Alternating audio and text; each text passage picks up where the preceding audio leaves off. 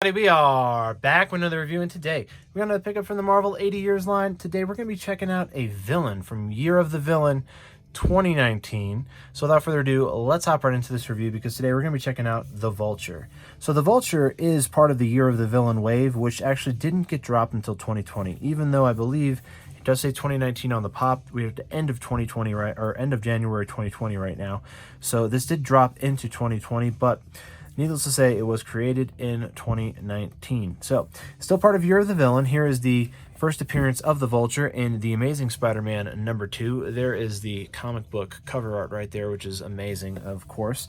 Now, this is rounding out the set here that we have for the Marvel 80 Years line. I have this pop and one more pop I'm going to review.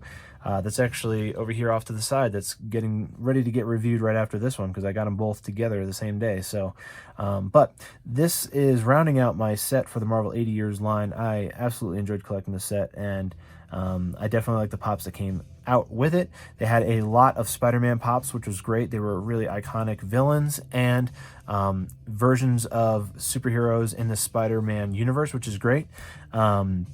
The one thing I do wish that they did have added to the particular Marvel 80 Years line would be some kind of a 80 Years version of Thor or Hulk would be kind of neat, I think, personally. I know they have other versions of Hulk and Thor released, but I think it would be neat to drop them under the 80 Years line umbrella. Would have been really cool. So we have number 46,953, Marvel 80 FA, which is first appearance, Vulture Pop C1. There's that C1 again. We're still wondering what that is and what that kind of ties to, and if it's a special coding system that Funko uses to kind of denote something or anything or nothing. You know what I mean? Here's the Vulture. Pretty cool. First appearance of Spider-Man is positioned in this exact same way. I'm gonna actually turn his head around to kind of tighten it down a little bit, so he's not as wobbly. But I like that a little better, because it doesn't look as wobbly, and it also kind of tightens it up to the body a little bit. But we got the Vulture's wings here, which are really cool. The whole body is a green mold of vinyl, and they just basically painted the hands and this little shawl around his collar there.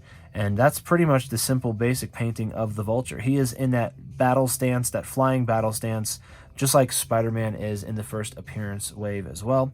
The head on the Vulture is, again, very plain. We just have the brow wrinkles and some eyes and some eyebrows, and that's basically it. A very simply painted pop, but a very cool villain from the Spider-Man universe, which is awesome to have a pop in the Marvel 80 Years line. I think that they basically did a great job putting together this particular wave. In a way, they kind of did release a Thor, I believe last spring convention. They dropped a Thor to ECC, I believe, but it wasn't part of the 80 Years line.